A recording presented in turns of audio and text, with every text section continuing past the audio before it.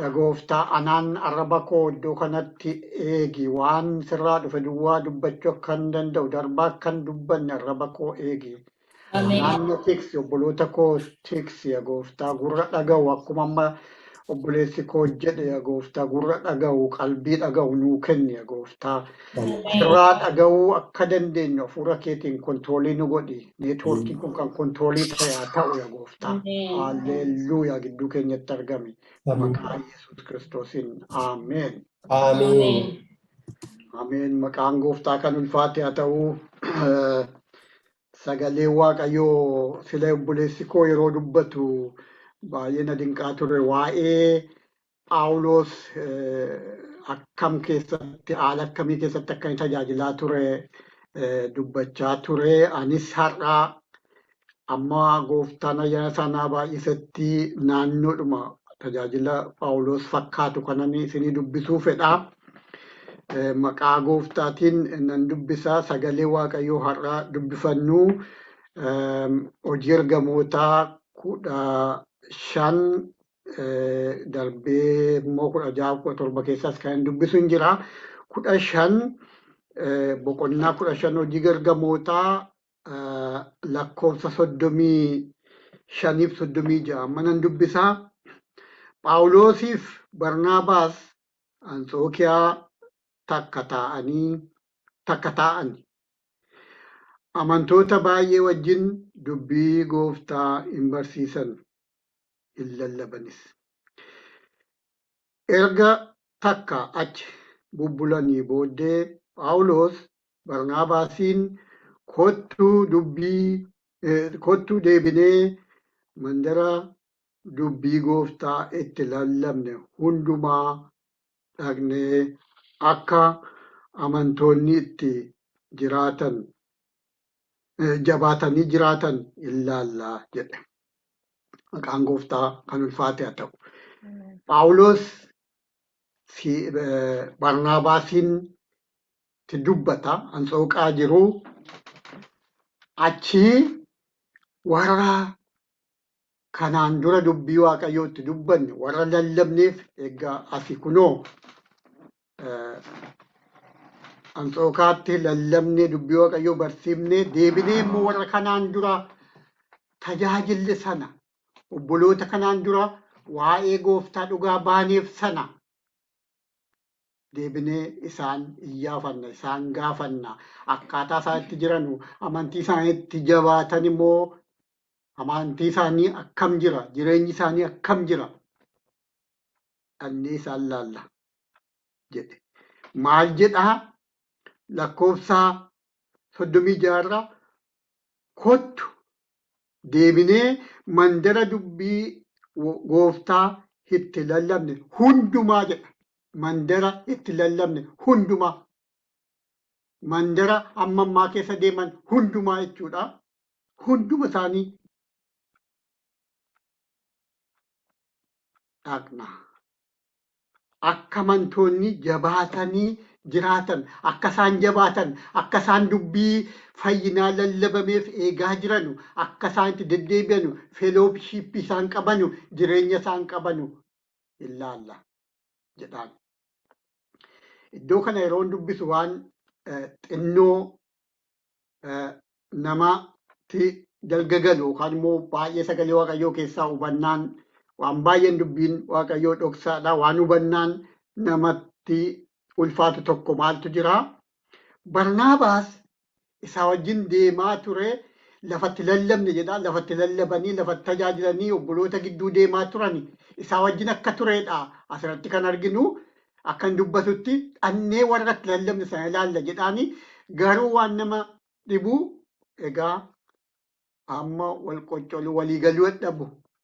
Barnaabaas Yohaannis Maarqos Joon Maark isa jedhamu kanaa Maarqos jedhu walitti yeroo waamamu Maarqos isaa ergaa yookaan immoo wangeela barreesse ta'a jedhameetu yaadama. Isa kanatu nu wajjin naquu qabaa haa jedhan. Laakkin naqu nu wajjiniin. Maaliif hin naqaa? Amma waliigaluu dadhabu. miiltoo walii wajjin ka'anii Kiristoosin tajaajiluu walii wajjin deemanii humna walii ta'anii kufuuf ka'uu keessatti dadhabbii keessatti waliin turan iddootti adda ba'an ta'a. Iddootti adda ba'an yoo Phaawulos Siilaasii wajjin deemaa Barnaabaas addaan ba'ee Yohaannis Maarqosii fa'aa wajjin hin deema. Asirratti yeroo dura argu keessa kooti maal kun jedhee yaadaa ture. Iddoo mana Waaqayyoo wajjin waliin jalqabdanii waliin deemtanu nagaadhaan deemaa jirtanu waan walii adda adda nama baasu ta'ee miti kun. Garuu namoonni yeroo jedhanu Waaqayyo sababa qabaa sababa addaan baase qaba. Karaa adda addaa deemanii karaa adda addaa deemanii isaan tiimii lama ta'an tiimii tokko tiimii lama ta'ee karaa adda addaa deeme. Akeeka Waaqayyooti jedhee yaada. Karaa adda addaa deemanii Waaqayyoon sagalee Waaqayyoo keessatti ilaallu asii jalqabee baay'ee isa waa'ee Phaawulos Siilaasti barreeffamee jira. Garuu isaan sunis karaa isaanii deemanii wangeela bal'isan. Iddoo tokko geessanii Xiimotewos 2 keessa jira. Yeroo Xiimotewosiin Phaawulos Joon Maark yookaan immoo Yohaannis Maarqosiin fidii kottu jedhu argitu. Inni kun Luqaas duwwaatu hin ta'in Luqaas duwwaan na bira Maarqos haa dhufuu jedha. Maal jechuudha? Walumaan jiruu jechuudha. Karaa biraa ilaaltan haa dhufuu jedha. Egaa Phaawulos dadhabee mana hidhaa jiraa umuriif deemeera jedhu namoonni yeroo sana yeroo akka jedhu sana Maarqos akka tajaajilu waan baay'ee akka hojjetus ijaa barbaadeef warri an jiru. Garuu karaa adda adda deemuu keessatti waan baay'ee asirraa waan bartan qabdu. Namoonni yeroo waldaa tokko keessaa waliin ta'uu dadhabanii tarii walii wajjin deemuu dadhabanii deemanu ani yeroo baay'ee waan istiraayikina godhu iddoo kana nan laala. Jarri sun maal gochuu deemu? Adda maaliif bahu? Waan adda isaan baase maal ta'eetu? Maaltu dhalateetu isa jedhu yoo ilaaltanii Phaawulos wanti dubbate waan poozitiiviidha. Maayinni obboloonni akkamitti jiruudha inni isaan laallaadha. Inni kun immoo miiltoon keenya baluuna ta'uudha. Innan nun jenne Barnaabaas hinnannu obboloota sana akka isaan itti jiran annee ilaalla miti hin jenne. Karaa biraatiin isaanis deemanii malaallu jechuudha. Garuu miiltoo isa kanaa wajjin hin deemnu jedha. Waaqayyo maqaan isaa ulfaatu. Fedha Waaqayyooti karaa isaan deeman. Obboloonni garuu nagaadhaan yeroo walii wajjin jiraatan yeroo tokko akkaataan itti namni ba'ee yeroo baay'ee dhageenyu haala adda addaa keessa adeemu haala araaran taane keessa iddoo 2 iddoo 3tti yeroo hirmaannanu yeroo arginu lapheen keenya nu dadhaba. Tarii iddoon itti akka Waaqayyo fedhe ta'us hin jira. Obboloota koo baay'ee na dinqa. Isa booda hin deemu. Yeroo deemanu obboloota kana jajjabeessuu keessatti maaltu isaan tuqaa jedheen sila obboleessi koo isa dubbatu kana yaada. Karaa salphaa hin turre karaan isaan irra deemanu wal fudhatanii Siilaasii wajjin deeman. Namoonni maal jedhu wanti inni Yohaannis Maarqos akka wajjin deemne Phaawulos barbaadee fi akkuma sagalee Waaqayyoo gadi bunnee asitti dubbifannu duraan yeroo nu lallabaaf baanee nu biraa hafe nu biraa deebi'ee jedheetu Phaawulos kan inni himatu yeroo Barnaabaasii wajjin walitti dubbatan. Namoonni maal jedhu Maarqos irraa rakkina qabaate odoo hin ta'iin Maarqos bishaataa hin turre yeroo isaatti warri an jiru warri Macaafa Qulqulluu qoratanu warri tiyooloojiyaanii Maarqos bishaataa hin turre yeroo isaatti ta'a. Rakkina Phaawulos fa'aa irra ga'aa ture. Haala isaan keessa tajaajilaa turan sana keessatti dandamachuu yookaan immoo peenii sana baachuu dadhabeetu biraa deebi'ee ta'aa jedhu. Malee yookaan Waaqayyoof tajaajiluuf tajaajilamuu fedhuu dhabuurraa kan taane ta'aa jedhu. akkaataa baay'eetti tarii ta'uu danda'a kun jedhee yaada. Maaliifi namni haala Phaawulos faan keessa tajaajilan sana tajaajilaa ta'e wajjin deemu nama hidhamuu, reebamuu, du'u murteeffatee deemu nama amantii isaatiin Kiristoos eenyu akka ta'e baree wajjin deemu ta'uu qaba. Tarii yoo dhuguma Maarqos jabaa hin turre ta'a yoo ta'e Phaawulos fa'i itti ulfaachuu danda'a. Egaa Waaqayyo maqaan isaa kan ulfaate haa ta'u. Inni dadhabaanis hin tajaajila. Inni danda'aanis hin tajaajila. Waaqayyoo galata isaa kan fudhatu isa. Ammuma qabu tajaajila namni. Ammuma danda'e, ammuma Waaqayyo isa dibe, ammuma Waaqayyo isa jabeesse tajaajila. Isaan argame. Kennaan Phaawulosii kenname. Obsi Phaawulosii kenname. Maal akka ta'e tajaajila Phaawulos irratti argitu.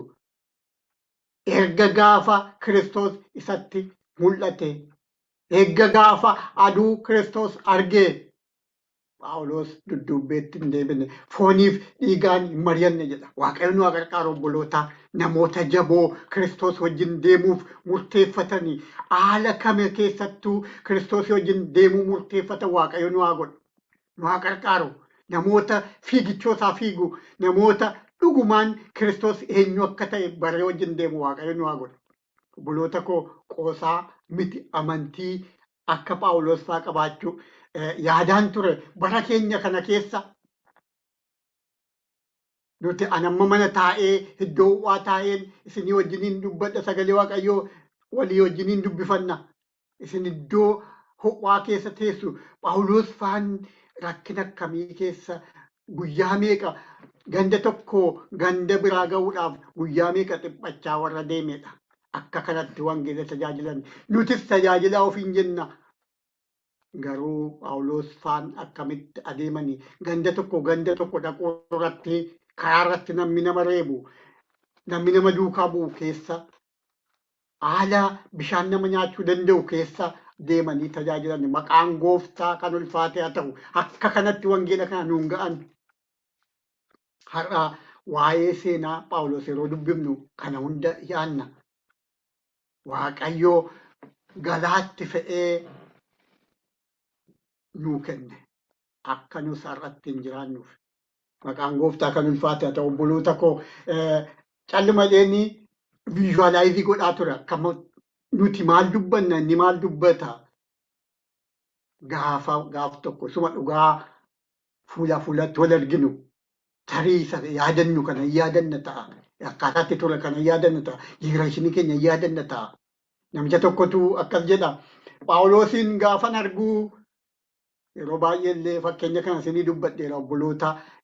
Phaawulosiin gaafan arguu waraqaa barreessifattee gara Damaasqoo gabbu'aa turte sana gaafa Gooftaan sitti mul'atu sana.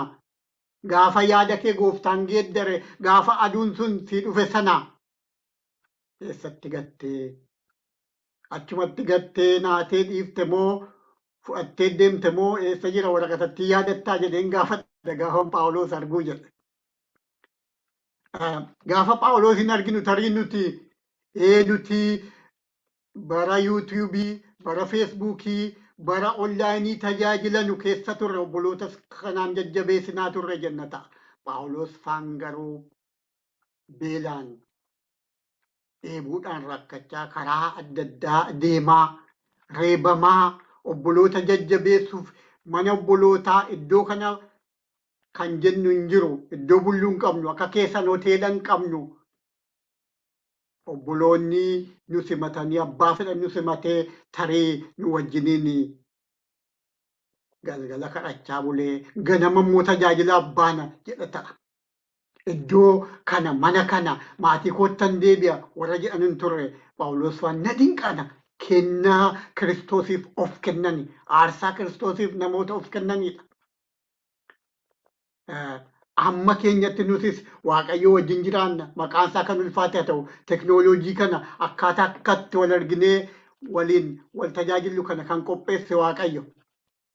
haa ta'uyyuu malee na dinqaana obboloota koo. Kanaaf Waaqayyo maqaan isaa haa ulfaatu.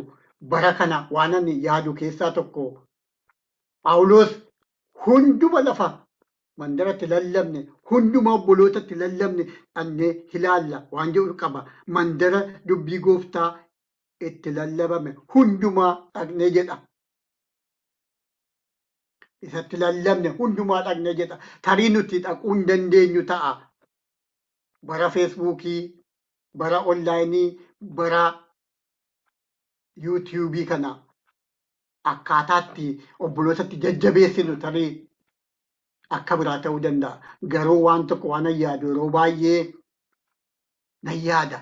Inni personal kontaaktiin sun inni obboloonni wal bira dhaabbatanii waliin wal jajjabeessan sun iddoo waan baay'ee jiru natti fakkaata. Yeroo ofii kooti yaadu isa kana Waaqayyo carraa nu qopheessu obboloota. Garuu akkaataatti feeloo goonu, feeloo aappii goonu, akkaataatti obboloota duukaa buunee wal jajjabeessinu yaaduun gaariidha. Bara kana keessa namni virtuaalii wal arguu duwwaa waan fakkaatu ijaanatti fakkaatuuf keessa kootti ijaanatti dhaga'amuufan kana isiniin jedha. Virtuaalii wal arguun kun barbaachisaadha. Tarii iddoo itti kan biraa iddoo buufannu hin qabnu ta'a. Biyya adda addaatti walitti dhufna. Garuu akka obbolummaan walitti dhufanii waliin wal jajjabeessuu tarii hin fakkaata jedhee yaadu. Kanaaf bara kana keessa Waaqayyo nu haa gargaaru obboloota. Akkaataatti obboloota wangeela itti himne fagoo jiran illee akkamitti jiru inni akkaataatti jajjabeessinu Waaqayyo karaa isaa nuuf haa fidu. Waaqayyo nu haa gargaaru. Yeroo baay'ee namootatu dubbatan dhagaa. Yeroo tokko Raayinaard Boonkee seenaa isaa beektu ta'a. Paampileetiidha baay'eedha addunyaatti ergaa. Nutis poostaa keenya keessa dhufee nuu bu'aa ture. Jarmanii guutuutti ergaa ture. Miliyoonii amma kana paablishtii ta'ee biyya kanaa dhaqe afaan kanaan jedhama. Yeroo tokko nama tokkotu Boonkeedha gaafata. Namoota kana feeloo aappii gootu lafoonni ga'e namoota gooftaa paampileetii keetii fudhatan kanaa jedhee dubbata. Dhugumaa Boonkeen fa'aa yeroo lallabanuu yeroo addunyaa deemanii lallabanuu charchiitti baay'ee akka isaan ta'an namoota inkaareejii godhaniitu kennu.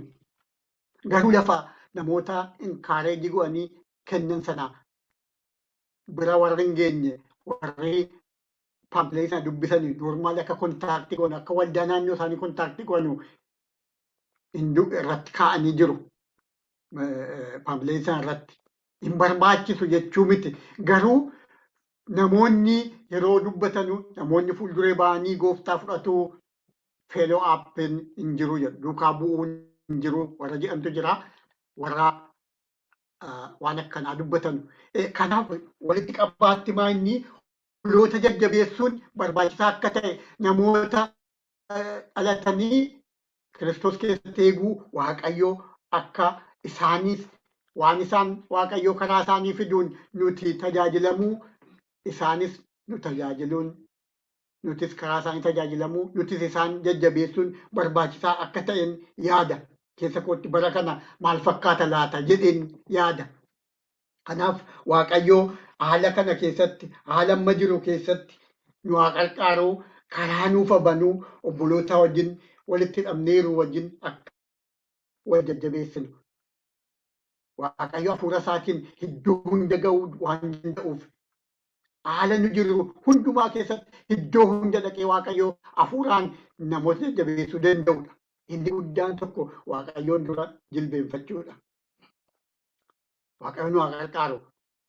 Obboloota Waaqayyoon dura dhiyeessuun karaa tokkoon eessa lafa namni lixuu hin dandeenye asii baanee biyya Arabaa dhaquu hin dandeenyu tarii yookaan biyya biraa dhaquu hin dandeenyu obboloonni koo jiranu obboloonni keenya jiranu garuu waan tokko beekna Waaqayyo achi dhaquu hin danda'a.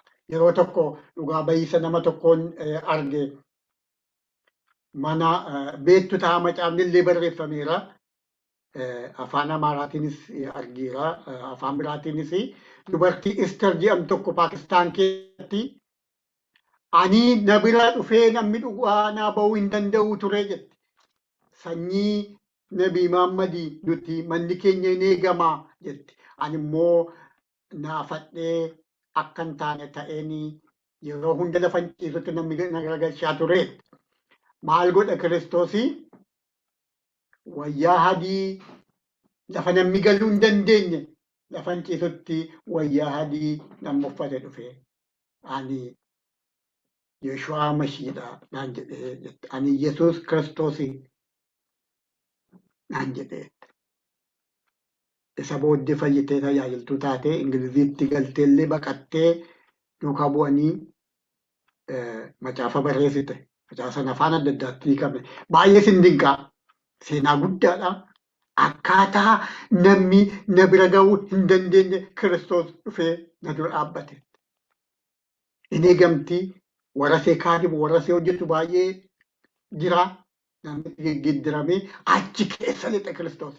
Maqaa Kiristoos dhageessee nama hin beekne nama haala muslimummaa keessa waggaa dheeraa jiraatte naannoo ishee kan kiristaanni hin jirre akka isheen barreessite macaafa ishee wal dubbisan beektu ta'a.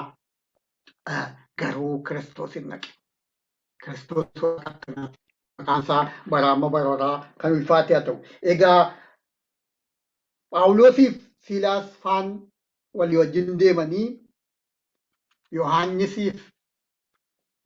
Maarqosiif Barnaabaas walii wajjiniin karaa isaanii deeman. Yeroo deemanu Phaawulos faan akkuma sila dubbachaa turre karaan isaaniis muuzii miti. Amma dhufanii gara deemanii Phaawulos faan obboloota ilaaluu deemsa tajaajila isaanii keessaa akkuma sila hin deemne jedhanii deemanii dhufanii Waaqayyo isaan geggeessee Anxooqaa ba'anii karaarraa iddoo adda addaa jedha Phaawulosii iddoo itti gurguranii keessa darbanii garuu ani irra darbee isaa yeroo isaan dhufanii Filiphii ga'anii ilaala. Iddoo Filiphisiyoos ga'an kanatti kan dubbisaa boqonnaa 16 hojii ergamootaa 15 nan dubbisaa. Dubartiin uffata calaqqisaa gatii qabeessa gurgurtu mandara tiyaatiraa kan dhufte amantii warra Yihuudootaas kan fudhatte tokko achi turte. Maqaan ishee Liidiyaa hin jedhama. Gooftaan gurra qalbii ishee baneefi waan tureef isheen waan Phaawulos dubbatu himmamtee dhaggeeffatte. Isheen warra mana ishee hunduus hin cuuphamanii. Ergasiis gooftaatti amanuu koo yoo fudhattan mana koo kottaa na biras buufadhaa jettee nu waamte. Akka nuyi dhaqnuufis nu giddisiifte. Akka nu dhaqnuufis nu giddisiifte jedha. Eenyu? Liidiyaan dubartiin jedhamtu dubartii soorettiidha jedhamti. Wayyaa mi'aadha gurgurti. Naggaadeedha. Isheen kun Waaqayyo waan na dinqu asirratti sila obboleessi koo yeroo kadhatu jedhaa ture. Gurra qalbii ishee baneef jedha Waaqayyo. Gurra qalbii ishee baneef. Gurrattiin Phaawulosiin hubattu, gurrattiin Kiristoosiin hubattu, gurrattiin sagalee Waaqayyoo galuuf Waaqayyo baneef. Waaqayyo gurra qalbii keenyaa nuuf banu. Waaqayyo nu haa qarqaaru. Dhaga'uu duwwaatu hin ta'in gurri qalbii keenyaa banamee dubbii Waaqayyoo dhaga'uu gooftaan nu haa qarqaaru. Yeroo nuti dubbatamu xaa'oo irra nuuf bu'u. Lapheen keenya laphee xaa'oo ta'e haa ta'u. Waaqayyo nu haa qarqaaru. Isheen kun gurri qalbii ishee banameef. Keessummaan eenyummaa ishee banameef Waaqayyoof hafuurri ishee qarqaare. Hafuurri Waaqayyoo. Dubartiin kun dubartii tiyaatiraa dhuftee jedha. Tiyaatiraan kun yeroo tokko waliin dubbifneerra isa mul'ata keessa jiru. Mul'ata keessa waldoota Eeziyaa yeroo dubbifnu warra waldoota torbanii sana yeroo dubbifnu isa keessa jira yeroo dubbifannu boqonnaa 2 keessa jira. Tiyaatiraan isaa jedhama. Inni isheen dhufte suni gara sanaa dhuftee jedhama. Dubartii Eeshiyaa keessaa dhuftee Awurooppaa keessa jiraattu jechuudha. Filiphos dhufte. Warri kaanii hin deddeebitii turte. Naggaadee gaa taatee manni isheenni kaanii tiyaatiraa warri an jiru warri tiyooloojii warri immoo teessoo ishee Filiphos godhatte. Filiphisius kuni biyya Roomaa, biyya beekamtuu, biyya nagadaa, biyya bara sanatti namni bittaa gurgurtaa godhachuu danda'u waan ta'eef achi jiraachaa turte warri an jiru. Walitti qabaatti Waaqayyo karaa qopheessee ishee tiyaatiraadhaa Filiphisiyoos ishee fidee waan fedha dhufuu dandeessi. Fedhi Waaqayyoo garuu inni fedhi guddaan achitti mana Waaqayyoo akka dhaabbatu, waldaan Waaqayyoo akka dhaabbatu, Phaawulos yeroo isheen achi akka dhufu an akka yaadutti akkana arreenjii godhee Waaqayyo walitti waan isaan fide tokko argitu. Waaqayyo yeroo isaaf iddoo isaatti arreenjii godhee jarri kun walitti dhufan jedhee yaada. Dubartii kun qabeettiidha. Akkuma sila jedhee dubartii horii qabduudha. Horii duwwaatu hin ta'in nama gurra qalbii sagalee Waaqayyoo dhaga'u qabuudha. Nama obbolootaafis hoo'uudha. Kunoo kottaa mana koo ittiin nu dirqisiiftee jedha. Kottaa jettee jechuudha. Mana koo buufadhaa. Kottaa miti. Buufachuuf dhaquun adda adda. Dhaqanii tarii tajaajilaan tokko affeeramee nyaatee dhugee obbolootaa kadhatee bahuu waan biraadha. Achitti boqochuu waan biraadha. Isheen garuu kan isheen jettu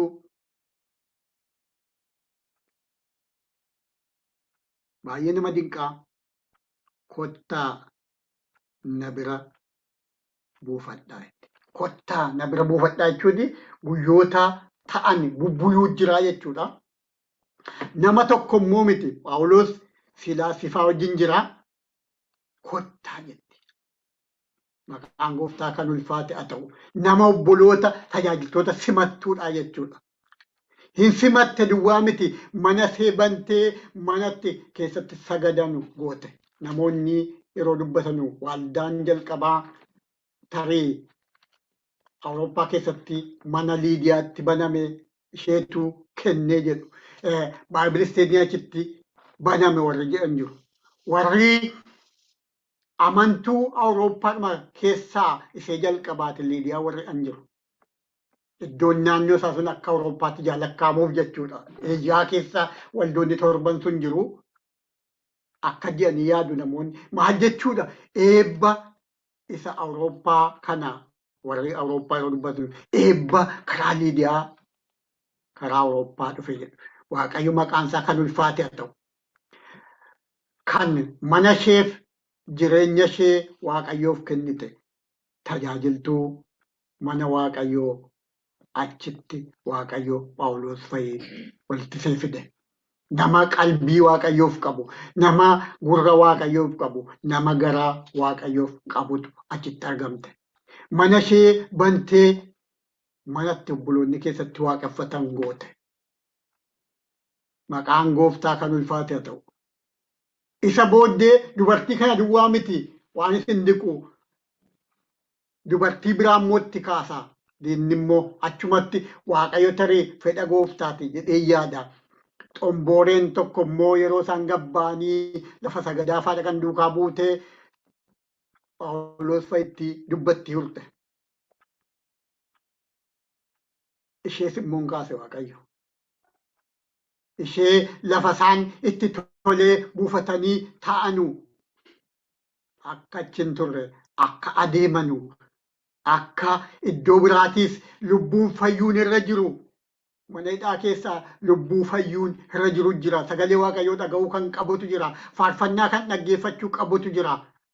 Achi akka isaan deeman isheen immoo sababa taate. Isheen tokko Waaqayyoo akka isaan boqotanu, iddoo isaanii itti boqotanu, iddoo isaan itti taa'anu, iddoo isaan itti lallabanii naanna'anii dhaqanii itti boqotanu, rafanu. Iddoo isaan obboloonni itti aara galfatanu. Isheen kaan immoo alaa jirti. Isheen kaan immoo alaayyuu isheen xumureen kun immoo isaan duukaa buutee hafuurri ishee keessa jiru Phaawulos fa'aa eenyu jedha itti dubbata. Isa booda boqonnaa dhuma sana irra jira. Boqonnaa 16 waa'een dubartii kanaa, waa'een xomboree kanaa achi jira. Achirraa dubbifna 16-19 isa jiru. Boqonnaa 16 gaaf tokko nuyi gara iddoo kadhannaatti utuu adeemaa jirru xomboreen hafuura odaa dubbistu of keessaa qabdu, hafuura odaa dubbistu of keessaa qabdu tokko nutti dhuftee isheen oda dubbachuu isheetiin horii baay'ee gooftaa isheetiif hin galchiti turte. Isheen namoonni kun hojjetoota Waaqayyoo Abbaati. Karaa fayyinaa isinitti hin himu jettee hiyyaa Phaawulosiif nu duukaa hin adeemti turte. Kanas guyyaa baay'ee goote. Phaawulos garuu haaree itti garagalee hafuurichaan maqaa Yesuus Kiristoos hin akka ishee keessaa baatuuf hin abboomna jedhe.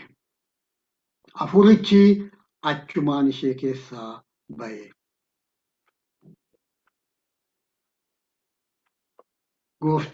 Gooftonni xomboree kanaa garuu abdiin horii argama isaanii akka cite yommuu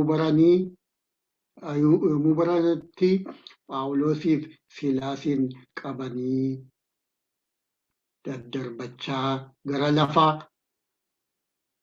gabaatti fuula warra biyya seeraataniitti geessan. Phaawulos faana amma hin qabaman. Dubartiin kun ijaa irratti dubbatteef hin qabamanii hin geeffamanii jechuudha. Mana hidhaa seenanii jechuudha. Mana hidhaa yeroo seenan maaltu ta'a? Waaqayyoo dinqii isaa hojjete. Akka malee hidhamanii duddubbee dhaqanii geeffamanii mana hidhaa keessa turanii achiitu wal kan faarfatanuu Waaqayyoo mana hidhaa sana isaan baase. Dinqiidha warra kaanis yaase. Iddoo sana dhaquu isaanii yeroo yaadu, hidhamuu isaanii duukaa bu'amuu isaanii yeroo yaadu namicha mana hidhaa eegu sana fa'iif Waaqayyo achi isaan erge jedhee yaada. Dinqii Waaqayyooti. Ari'amuu fakkaata. Diinni waan na duukaa buuteedhaan yeroo baay'ee ofirraa ifachuu ta'uu mala. Diinnis ijaa ba'uu isheeti achi gashuun ishee. Garuu Waaqayyo karaa qopheesse. Waaqayyo karaa qopheesse. Maqaan isaa kan ulfaate haa ta'u. Fayyina mana hidhaa sana keessa fide. Miraakilii mana hidhaa sana keessa fide. Egaa yeroo baay'ee yeroo teenye ilaallu waan baay'ee nama gammachiisu obboloonni ittiin garaa isin qabbaneeffachiistanu sanu Waaqayyo qopheessa. Yeroo sana gammannee nutti tolee tarii waluma keenya duwwaatti wal jajjabeessinee taa'uu feena ta'a. Garuu Waaqayyo immoo akeekni isaa kan biraadha. Akeenyi isaa kan biraadha. Yeroo jeequmsii dhalatu ani yeroo baay'ee akkana yaada. Yeroo jeequmsii dhalatu yeroo baay'ee waan hojjetamu jira. Waan sochootu jira. Waan calalutu jira. Waan hurgufamee waa keessaa harca'utu jira. Hojii hojjetamu jira. Tarii mana Liidiyaatti qophaa'eera waldaa walakkaatti ta'anii wal jajjabeessu. Phaawulos faan immoo akkuma sila dura dubbifanne jedhanii obboloota iddoo hundumaa warra dhugaan baameef bira ga'uus qabu ta'a. Warra sichi dhugaa baamuuf biras ga'uu qabu ta'a. Mana Liidiyaa baay'ee tutturuun irra hin jiru ta'a. Namni akka waan negatiivii ta'etti tarii ilaala ta'a. Garuu Waaqayyo kun anaaf nuuf akeekni Waaqayyo duukaa bu'amuun waan hojjetu waan qabuuf. Waaqayyo maqaan isaa kan ulfaate haa ta'u. Waa'ee dubartittii ishee Liidiyaa sanatti yeroo deebi'u waan tokkotu keessa koo dhufa. Namicha tokkotu dubbata. Yeroo baay'ee waan tokko yaaduu dandeenya. Waaqayyo abbaa tokko bira horii kaa'a. Abbaa tokko bira dibannaa kaa'a. Liidiyaa bira horiitu jira. Manatu jira. Manni namni keessatti waaqeffatu. Phaawulos bira immoo dibannaa wangeela dabarsuutu jira. Isa kana walitti fideedhu namoonni. Maaliif inni horii qabu horii isaatiin Kiristoosin qooda fudhata tajaajiluu keessatti. Inni dandeettii qabu dandeettii isaatiin fudhata. Kennaa adda addaa nuu kenneera Waaqayyo. Kennaa sanaan qooda fudhata. Warri tekniika kana nu qopheessanu dandeettii tekniika kanaatiin qooda nuu fudhatu. Warri koorneetii qooda kanaatti fudhatu. Waan qopheessuu qaba Waaqayyo. Liidiyaan tajaajila Phaawulos fa'aa keessatti iddoo guddaa qabaachuu dandeesse yaada. Paartii ta'e qabaachuu dandeesse iddoo sanatti tajaajilan iddoo isaan deeman keessatti. Phaawulos lallabu duwwaatu hin ta'in isheen mana kennite tajaajilaa jirti. Isa lallabu sanaan akka inni dhaabbatee lallabuuf sababa gootuuf jechuudha. Maqaan isaa kan ulfaate haa ta'u. Akka kanatti walii wajjin nu dhaaba Waaqayyo. Nama tokkotu Jarmanii keessa yeroo deddeemnu namni afaan geeddaruuftu jira. Inni afaan hin danda'u. Yeroo baay'eellee fakkeenya isinii fudhadheera ta'a. Obboloota waldaa keenya keessa jiruu fi maal jedhaa isaan duukaa deemnee afaan geeddaruu fi afaan Jarmaniitti afaan Jarmaniirraa immoo deebisee isaaf immoo geeddaru kana maaluma qaban daayirektii yoo lallabe utuun akka keessan afaan kana bareeda. Innaani gaaf tokko akka kanan jedheen dibannaa ati qabdu ani hin qabu. Afaan immoo kunoo ani immoo isaanitti tajaajilaan immoo paartii akkamittan keessatti fudhadharee tajaajila kee keessatti karaa sanan fudhadhaa. Odoo immoo afaan akka koo dandeessa ta'e immoo akka koo dibannattiidhaan qabduun jedheen. Maaliif isa karaa tokkoon anan karaa tokkoon maayitti ba'u walitti nu fida. Ani tarii isa dadhabaa jedhamuun qabataa inni immoo isa danda'a jedhamuun taataa wal deeggara kan isaa kan koo malee hin hojjetu jechuudha. Akka kana Waaqayyo kan ittiin hojjetu. Yeroo tokko tajaajila kana keessatti afaan adda addaatiin geeddaramaa. Ani afaan Oromoo, afaan Amaaraa, afaan Jarmaniitti ni hiika. Inni Jarmanii immoo Ingiliffa kan danda'u jira. Ingiliffatti hiika. Ingiliffa inni danda'u immoo Pershiyaa afaan warra Iraanitti hiika. Amma nama Pershiyaa duwwaa dhaga'u tokkotu gooftaa fudhate. Karaa meeqa deemee jechuudha. Daayirektii dhaabbanneetu wal bukkee dhaabbannee dabareedhaan dubbanna. Inni dura dubbatame inni ani amma ta'e biraan hambisa ta'a. Sirriitti hin dabarsu ta'a. Inni attaan akkuma kanaa jedhaa deema noormaali. Garuu namni dhuma jiru tokko isa afaan Pershiyaatti geeddaruun gooftaa fudhate gurbaan tokko. Halkan tajaajila booddee gaaffii nutti baay'ise. Akkuma kana immoo tiraansleetiin goonaa jechuudha gidduu dhaabbanne.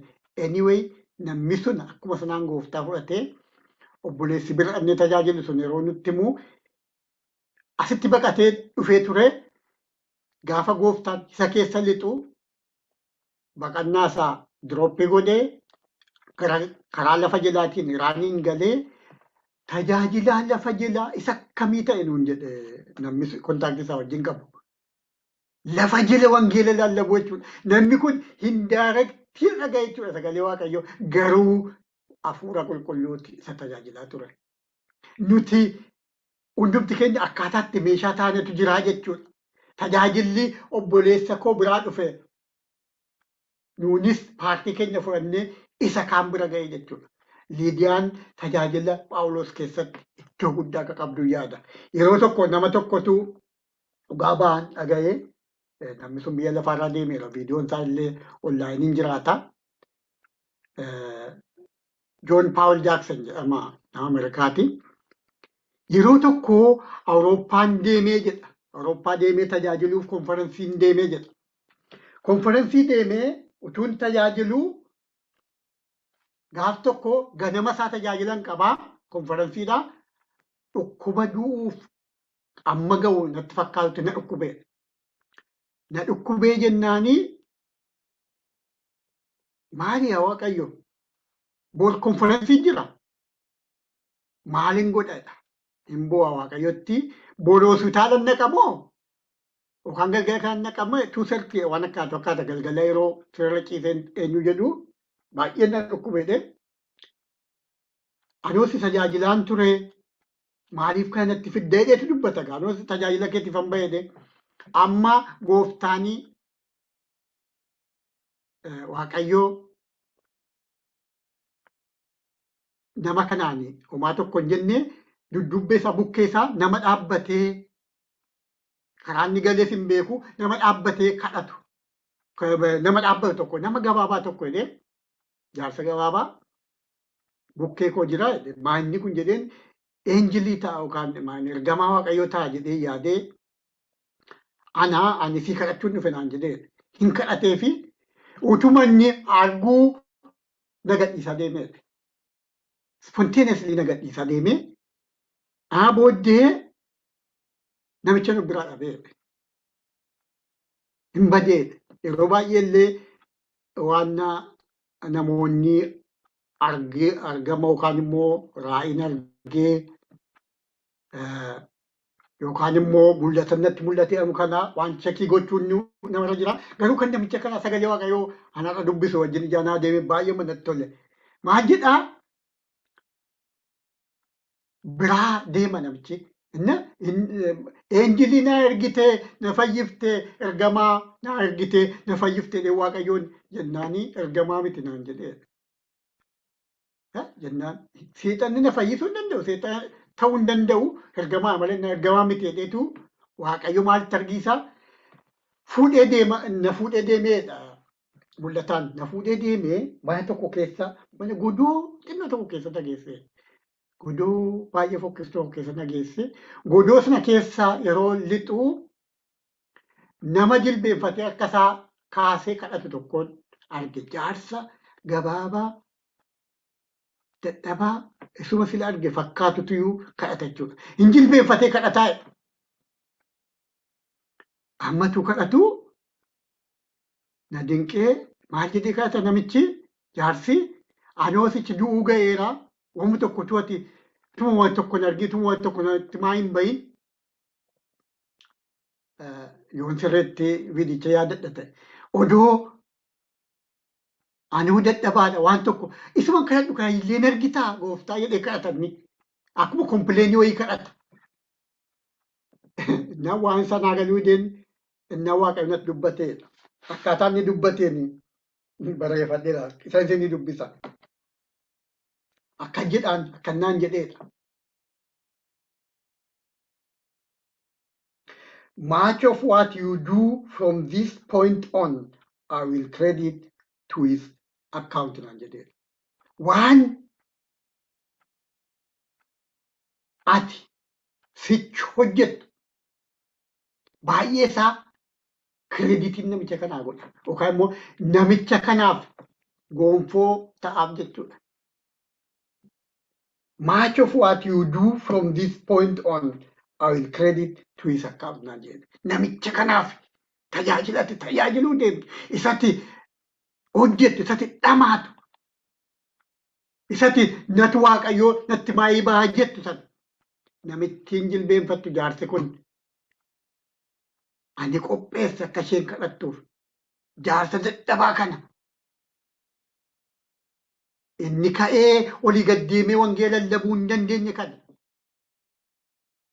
isa taa'ee natti boo'u kana akkan isa hubadhu illee nama yaadanne kana isaafin kireeditii isaa godha naan jedhee isaafin sawaaba isaa kaa'a naan jedhee baay'ee na dinqe jedhee dubbata namni suni anaanis baay'ee waan na dinqeedha dhuguma akka kana yaadanis kireeditii tajaajila warra obboloota yeroo tajaajilu keessaa qabna dhee yaada yeroo tokko namoonni yeroo namoota horiidhaan yookaan waan adda addaatiin tajaajilanu tajaajiloota waaqayyoo yeroo simatanu waan namichaa godhan itti fakkaata yookaan immoo namootni yeroo tajaajilanu yeroo maal jedhanu nyaachuu dhuguu qabu warra akka Phaawulos kunfaan namni too isaan hin qarqaarre otoo namni akka Liidiyaa faan jirre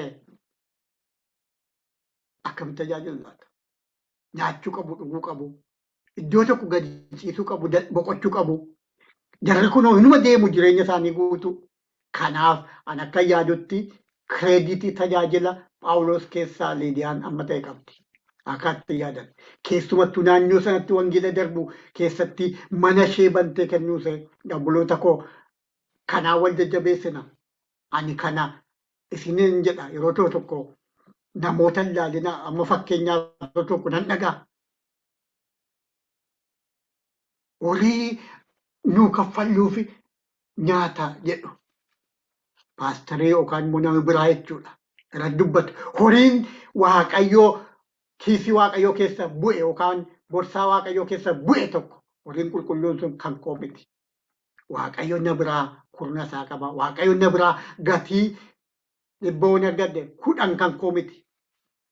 Waaqayyoo harkaa fudhadhe malee. Yoo tokko akka yaaduu danda'u nurra jira. Horii sana immoo eeggan waaqayyoof kennee booddee kan koo miti. Maaliif namni akka dudduubbee isaa deemee waa'ee sana yaadda'u dhugaadhaa biyya lafaarraa hattuu meeqa jira jedhee yaaduuf yaada namichi. Garuu inni na biraa obboleessa sana tajaajilu sana. Inni sun horii nama tokko takka jedha. Akkaawuntii waaqayyootti gashituudha. Yeroo akka malee hubatamuu danda'a. Horiin kunillee namoonni waaqayyoof horii kennanuu bu'aa yookaan immoo warra akka Liidiyaa mana bananii kennanuu nyaata kennanuu iddoo boqonnaa kennan suni waaqayyoon biratti kireeditii kaa'atuudha. Iddoo biliin hin nyaannetti jechuudha. Iddoo waaqayyo duwwaan argutti jechuudha. Nama sana yeroo baay'ee nama tokko tajaajille yeroo jennu akkaataa waaqayyoon tajaajilatti hubachuu qabna. Akkaataa tajaajila nama sanaatti paartii fudhannatti yaaduun nurra jira. Kana yoo yaadne sirrii ta'a. Egaa hamma Phaawulos faan ari'amanii mana hidhaati seenanii waaqayyo isaan baasee erga baasanii booddee mana Liidiyaa dhaqanii obboloota jajjabeessu. Warra Phaawulos hidhamuudhaan gaddani warra achi jiran sana warra mana Liidiyaatti wal ga'an sana dhaqanii jajjabeessu. Erga jajjabeessanii booddee hin deemu achi jechuudha. Iddoo biraa deemu. Maaliif iddoo sana miti. Iddoo biraas tajaajilli isaan barbaachisa waan ta'eef warra kaanis obboloota jechuudha. Darbanii deemu. Maqaan gooftaa kan ulfaate haa ta'u. Warra waaqayyo humna kenneef hin dadhabne kaleessa reebamneerra kaleessa hidhamneerra kiristoos yennee sana taane kiristoos nu yaadanne warra dhanu miti turanii Phaawulos faan maaliif odoo miraakiliin sun ta'e achi ba'uu dhabaatanis warra halkan sana miilli isaanii hidhamee harki isaanii hidhamee faarfatanudha halkan. Nama ciisuu hin dandeenye illee akkaataa sagalee waaqayyoo isiniin dubbifne malee asirraa jedhutti namichi jabeessee hidhe duddubbee mana hidhaa gashee jechuudha. Isaan ispeeshaalii waan hidhanitti fakkaata akkaataa biraatti. Garuu waaqayyo kukkutee baase. Odoo baasuu dhabaates yeroo isaan faarfatan namoonni dhaga'uu turan jedha utuu isaan hin bahin dura. achi hojii hojjetu isaan. Yeroo baay'ee waan baay'ee nurra ga'uun kompleenii goona. Warra akka Phaawulos waama Waaqayyoo duwwaa dubbatan Waaqayyoo odoo arraba koo akkas godhe odoo Waaqayyoo duwwaa yaaduuf dubbachuu duwwaa ta'e kompleenii dhiisee kan jedhu nan yaada. Isiniif yookaan warra kaaniif dubbachuu osoo hin ta'in ofii kooti kan yaada. Waaqayyoo yeroo baay'ee arraba keenya Waaqayyoo dibe akka Phaawulos fa'aa yoo humna nuu kenne waan hundumarra darbina jechuudha. Maaliif Kiristoos eenyuun akka ta'e Phaawulos ija argee fi isaa fi hidhaan sun reebichi sun bu'aadha. Innis hin jedha. Hidhaan sun reebichi sun Kiristoos jedhee ari'amuunsaa isaaf ulfina. Akka kana. Waaqayyoo egaa obboloota harka wal dhiqanu, obboloota miila wal dhiqanu nu haa godhu. Nu haa gargaaru. Yeroo tokko nama tokkotu magaalaa kana dhufanii nama Waaqayyoo tokko ani yaanne iyyuuti tajaajila manaa koos hin yaanne waan akkanaa miila dhiquun waan jedhu qalbiin keenya isa bira hin jiru. Karaa akka isaan dubbisanuuf namni Waaqayyoo kun waldaa warra afaan Amaaraatti bilbila paasterii bilbilleennaan haati manaa kaastee wajjin haasofna. Baay'ee na dinqe. Kanaaf dhugaas ni ba'a. Ani yaanne isheen maal jetti? Maaloo fidi kaa nama Waaqayyoo miila dhiqaa naan jette. Ani isaan argee miila isaanii dhiquun barbaadaa naan jette. Ofin taajjabe ani yaanne waan biraa tarii uffata isaan barbaachisa tarii waan biraa isaan barbaachisa waan biraa yaanna nuti. Tajaajila isaanii keessatti isa isaan uffatanii olii gaddeemanii tajaajilanu isa isaan tarii immoo horii isaan barbaachisu fa'aa yaanna ta'a. Miila dhiquun qaba jedhee yaadeen beeku garuu eebba Kiristoos miila obbolootaa la dhiqe kanaadha dubbate. Inni guddaa ta'uu barbaadu miila dhiqaa. Waaqayyo maqaan isaa haa ulfaatu. Obboloota koo miila dhiquu jechuun immoo calluma dhee miti keessa ofiitiin isa obboloota sana jala gadi jedhan sanaadha argisiisa.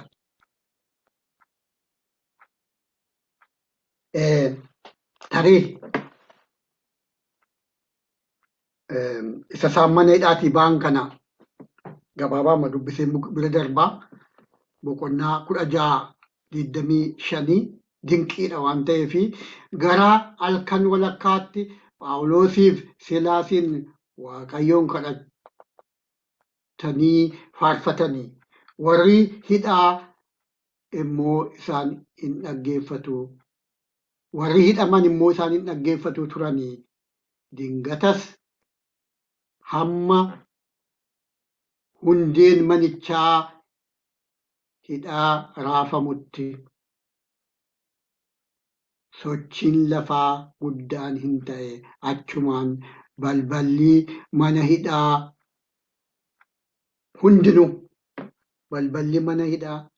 hundinuu kan hafe hin jiru jechuudha. Banamani. Hidhaan warra hidhamanii hundinuus hin hiikaman. Hundinuu jechuudha. Phaawulos faan hiikamuu isaaniitiif sababa ta'an jechuudha. Dinqiidha kun. Dinqii hojjetee Waaqayyo warra sanaaf akkuma sila siniin jechuu yaade warra sanaaf isaan erge warra jiranuuf. Isa booddee namichi mana hidhaa eegus warra kaanis akkaataatti gooftaa fudhatanii hin dubbata sagalee Waaqayyoo. Egaa isammaa hin dubbifnu gara xumuraatti deemuu fi Phaawulos faan hin darbanii deemanii ammas egaa achi mana Liidiyaa fa'aa dhaqanii obboloota jajjabeessanii hin darbanii deeman gara Tasalonqeetti deemanii ifama funyaan kootu na hoosisti yoo ta'u funyaan hin qabadha. Mandara Tasalonqee deemanii darbanii deeman jechuudha. Mandara Tasalonqee ga'anu achittis hojii waaqayyoo hojjetanii akkuma kana obboloota jajjabeessanii namootaaf dhugaa ba'anii achittis immoo namni irratti ka'e. Yihuudoonni isaan irratti ka'an boqonnaa 17 keessatti hin argina. Yihuudoonni isaan irratti ka'an lakkoofsi 5 akkas jedha 17 Yihuudoonni garuu isaan kana hinaafanii namoota homaa hojii malee laban ofii dabalatanii waa'ee waca keessas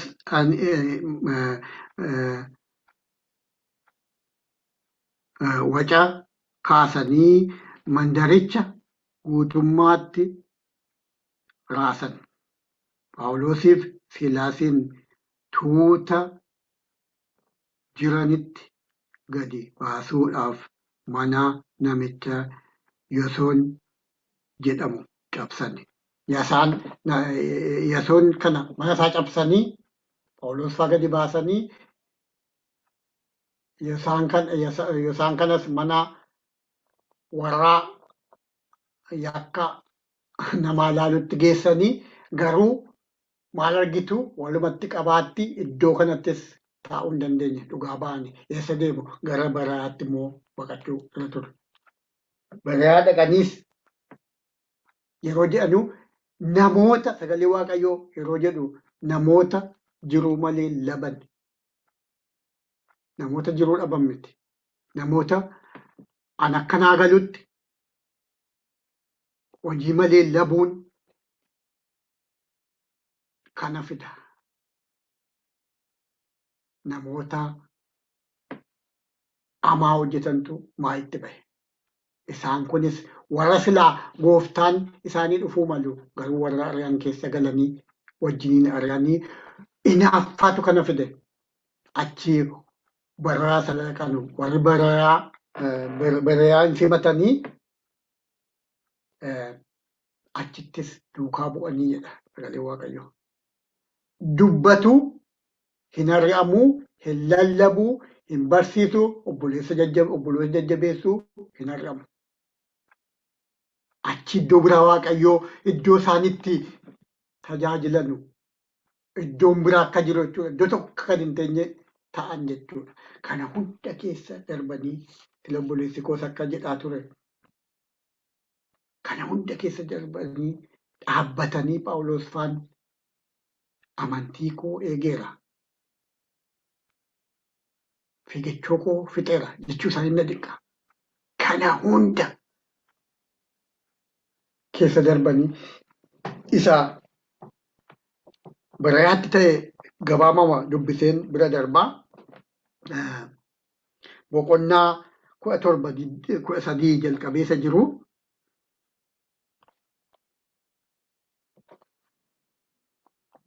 Torba 12 jalqabe wayyaa isaan keessaa baay'een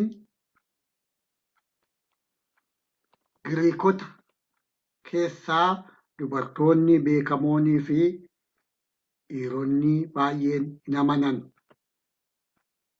Yihuudoonni Tasalonqee garuu Phaawulos Barayaatti dubbii waaqayyoo lallabuusaa yeroo baran achis dhaqanii namoota garaa nyaachisanii sochoosan. Dhaqanii namoota irratti kakkaasu jechuudha. Achis dhaqanii jechuudha. Ari'amuun kan Phaawulos faa nama dinqa. Iddoo tokkotti namni hin ari'ama. Iddoo lamatti namni hin ari'ama. Isaan garuu hinuma ari'amu, hinuma lallabaa deemu, hinuma barsiisaa deemu. Manni koo iddoo kanattan ammoo waaqayyo harkaa isaanirra qabee sechoo ari'amuun hin jiru warra miti. Akkanatti fakkaatutti Phaawulos faan akka yaadutti iddoo sagalee waaqayyoo irrattis hin argitanu ari'ama kana narraa kaasi jedhanii warra obboloota kadhaa labsanii sooma labsan natti fakkaatan. Tokkitti Phaawulos waan jedhe Kiristoosin nirra dabarsin jedhe ni jedhu jira. Narraa kaasi kan ni jedhee kadhate. Kiristoos garuu ayyaanni koo si ga'a kan jedhe.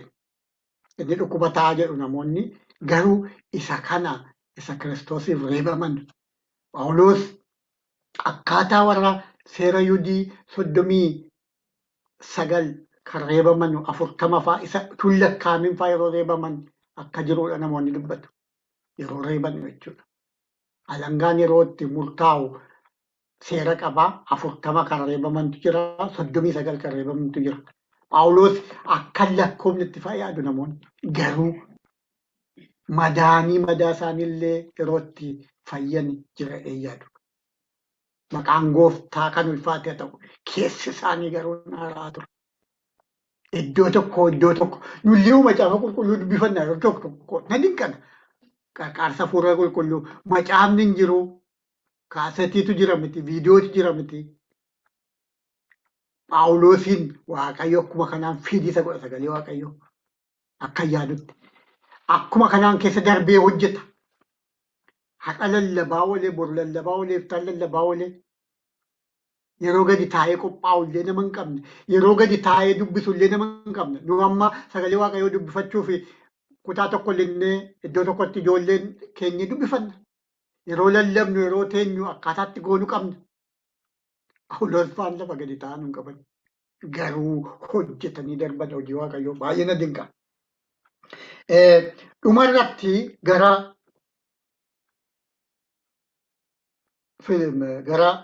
baraatti ba'anii ari'amanii yeroo isaan biyya Ateenaa dhufan argina isa dubbiseen jedha.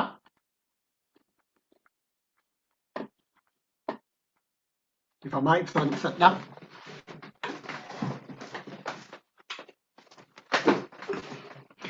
Dukkanaa dhufe gara Ateenaa dhufan. Gara dhumaatti deemna. Boqonnaa 17.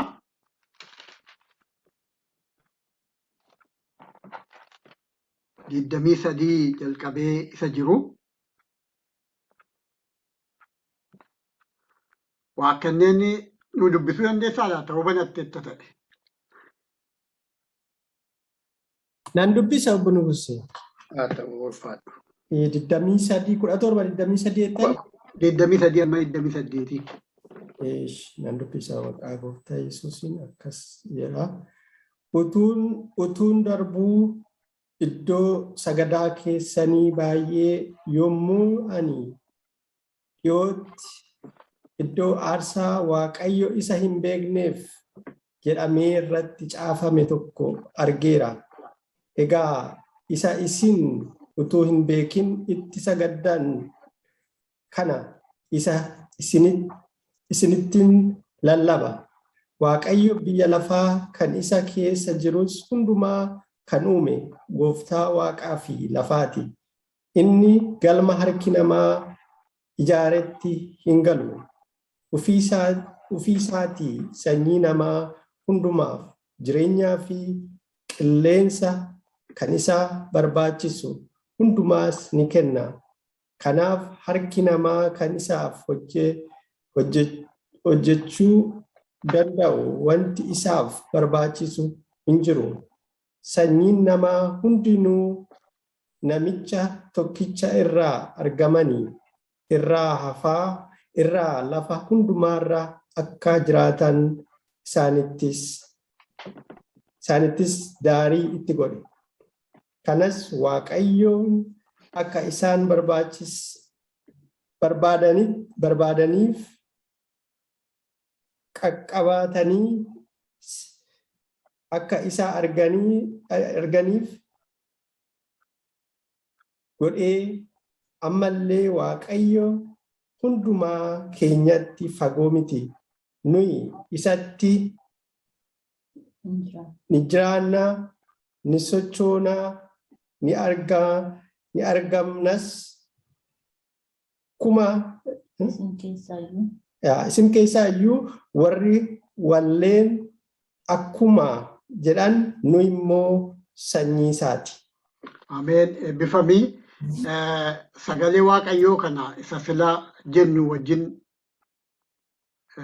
baay'eema deematu hin ta'in eenyuudha maa inni diippi waan dhoksaatu keessaa jara kanatti kan lallabu. Tokko waan arginu Waaqayyo eenyuun akka ta'e inni Phaawulos faan amananu eenyuun akka ta'e warra Giriikii kanatti hima. Maaliif akka kana godhee itti hime iddoo biraarra jedhee yeroo yaadu warri Giriikotaa kun warri Ateenaa kun warra akkuma warra faarfannaa isaanii yookaan immoo warra mammaaka isaanii yeroo dubbatu yeroo laallu jarri kun warra filoosofarii warra ogeeyyii sammuutiin deemanu waan ta'e of keessaa waan qabuuf akkaataa dinqiitti itti dubbata. Ogummaa Phaawulos argitu asitti. Ogummaan isaa tokko kan na dinqe. Waaqayyo akkamitti akkaataa ogeessa godhee isa kaan iddoo barbaachisaa akkaataa itti iddoo barbaachisu dubbatu argitu. Jara kanatti dubbate maal godhee amantoota isaanii naanna'ee waan isaatti waaqeffatamu ilaale. Kun nama dinqa. Amma yeroo baay'ee namni amantii namaa yookaan immoo waaqeffannaa namaa tokko yookaan ina baara. Yeroo baay'ee akka kana. Yookaan iddoo sana hin ga'u. Ittiyyuun siqu. Maaliif nan xuraas jedhee yaada. Garuu haala Phaawulos itti godhe kanatu naanna'ee hin do'adheedha. Phaawulos hin do'ate naanna'ee waan ittiin isaanii wajjin haasa'u Waaqayyo kenneef jechuudha. Isa booddee tokkon argee Waaqan beekamne jedhuun argeedha. Itti dubbata. Isaan qabee waa'ee Kiristoos itti dubbata. Ogummaa dinqii waa'ee Kiristoos dubbata. Kan nama dinqu garuu waa'ee Waaqayyoo dubbata. Neecharii Waaqayyoo. Maaliif akka nama kaa'e iddootti godhe daangaatti godhe baratti godhe nama kaa'edha. Yoo tokko tokko yeroo yaadu kanan viijuwalaayizii godhe akkaatti ilaala. Waaqayyoo gaafa nu uume amma immoo isa bira deemnutti isa jiru kana. Amma karaa Phaawulos faana farsi joorni sakandi joorneedhu karaa Phaawulos faana irra deeman kana. Waaqayyo kiliirii waan ittiin nu ilaalu tokko karaa nu irra deemnu waa lafa nu jiraannu daangaa murteessee bara murteessee waan uume tokko. Yeroo deemnu immoo kan akka saatalaayitiin GPS'n to'attu lafa fudhannu hunda kan beeku bahuuf galuu keenya Waaqa beeku waan Waaqayyo duraan dhokate kan hin jirre danda'a ta'uusaa argina. Waaqayyo bahuuf galuu tokkoon individuaalii arguu danda'u saba daangaatti godhee jedha. Daariin keessan daanii amma barsaabbiidha saba Israa'eliif. Saba tokko iddootti uumu baratti keessa kaa'u qaba Waaqayyo. Nama tokko baratti uumu bara keessa kaa'u qaba Waaqayyo. Calluma jennee miti barri Phaawulos fa'aa waan inni fakkaatu akkaataa itti deemanu akkaataa itti tajaajilannu akkasana ture. Barri keenya immoo akkana. Akka ammatti jiru kana jechuudha. Ani iddoon taa'u kanatti akkaataa itti taa'ee isinii wajjin dubbadhu kanatti iddoo kanatti Waaqayyo Waaqa na to'atudha. Waaqa na arguudha jedhee yaada. Waaqa hundumtuu isaaf danda'amu waan ta'eef. Waaqa dinqii waan ta'eef. Phaawulos isa kana akka filoosofii godheetu isaanitti hima. Naanna'ee do'adhe yeroo tokko Waaqayyo nu haa eegu akkaataatti namootaa fi dubbuma isaaniirraa kaanee amantiima isaaniirraa kaanee dhugaa baanu yeroo tokko maal jedhu namoonni yeroo namoota biyya musliimaa dhaqanii wangeela tajaajilan yeroo leenjisanu isa isaan jedhan wordii isaan jedhan irraa ka'aa jedhu. Akkaataa isaanitti ulfeessanii raajota isaanii namoota itti amanan sheekota isaanii yaadan sanarraa kaatuu jedhu. Isa booddee suuta jedhamee afaan isaaniitiin haasa'ameetu itti dubbatama jechuudha wangeelli. Calluma jettanii yoo dubbattan immoo riijektiif hin godhu. Kana Waaqayyo ogummaa nuuf haa kennu obboloota. Namoota gooftaan beekne yeroo itti dubbannu ogummaa Phaawulos kana yaada. Malumaa itti dubbate Waaqayyo isa akkanaa keessa hin jiru jedhetti dubbata. Ogummaadhaan. Garuu Waaqayyoon barbaaddu isinii gooftaa barbaaddu kanaaf waaqeffannaa keessan naannee alallaalu naannee do'achuun isaas fedha qabaachuu isaa argisiisuu isaati. Fedha. Namoonni tokko tokko amma Macaafa amantii biraa qabuun itti ulfaata. Ani kan warra obboloota musliimaas dubbiseera wantoota tokko. Maaliif akkaataa amantii biraa yoo qorattani ani cubbuu yookaan immoo karaatti seexannatti seentu yaadu. Maaliif nan beeka eenyuun qabadhe akkan dhaabbadhu. Dhugaadhaa dhaqanii achitti hafuutu jira. Kaleessa galgalaa dubbachaa warra buleetii keenya waa akkana jedhaa ture. Achitti dhaqaniis lallaba namaa fudhatanii isaanis nuti lallabu waan ta'eef hafuun hin jira ta'a. Garuu Kiristoosiin miila lamaan dhaabbannaan akkaataatti diinni hojjettu sana arguu yoo barbaanne akkaataatti immoo deebinee obboloota keenya sana Kiristoositti boojinu yoo barbaanne isaan fakkaachuu qabna. Namoonni wangeela yeroo nuu dabarsan jedhama Afrikaa yeroo deeman baay'een isaanii nama keenya fakkaataniitu akkaataa nama keenyaatti uffatanii akkaataa Afrikaatti jiraatanii wangeela warra dabarsantu ture jedhama. Dura akka warra ammaa miti. Warra hoteela buluu miti. Nama injiraan fixee tafkiin fixee du'etu jira jedhu wangeelaa namoonni yeroo dubbatan Afrikaa keessatti. Maaliif dhaqee godoo isaanii seenan. Iddoo kanaa bahee iddoo aniif isin teenyu kanaaf baheetu godoo bosona Afrikaa keessa jiru dhaqee seene achi keessa taa'ee afaan isaanii bareedu dubbate. Namoonni tokko tokko afaan isaaniitiin dhufanii isinitti dubbachuu barbaadu. Isaan sun garuu afaan Afrikaa sana baraniitti dubbatan. Namoonni akkas jedhu. Nama tokkotu akkas jedha nama Afrikaa tokkotu. Isaan akka kana ta'anii nama Ugaandaatu isaan akka sana ta'anii ababaan hin beektu yoo mulundee akkas jedha. Ababaan faan beektu namoonni tokko tokko beektu. Isaan akka kana ta'anii dhufanii nu tajaajilanii nummoo deebinee isaan tajaajiluuf ijoolleen hafuuraa isaanii dhufne irraa jedha. Biyya kana dhufee tajaajilu.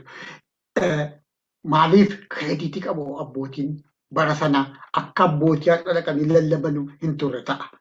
Waaqayyo maqaan isaa ulfaatu, Waaqayyo ogummaa nuuf kennu akkaataa itti namootaaf dhugaa ba'uu dandeenyu. Akkaataa itti obbolootatti siquu dandeenyu, akkaataa itti jiraachuu dandeenyu, akkaataa itti deemuu dandeenyu. Gooftaan ayyaana isaa nuuf baay'isu. Maal keessa darbinee Kiristoosiin qabannee deemuu akka dandeenyu nu haa gargaaru. Qabeenya keenyaan beekumsa keenyaan tajaajiluu akka dandeenyu waan Kiristoos nuu kenne deebinee Kiristoosiif kennuu akka dandeenyu obboloota Kiristoos nuu kenne wajjin warriqnee akka billaa qara ba'uu deemuu akka dandeenyu Kiristoos nu haa gargaaru. Obboloota koo eebbifamaa Waaqayyo maqaan isaa kan ulfaate haa ta'u asuma irratti dhaabaa. Yeroon keenya dhumeera yeroo kadhataa obboleessi keenya namoota wajjin godhanna eebbifamaa.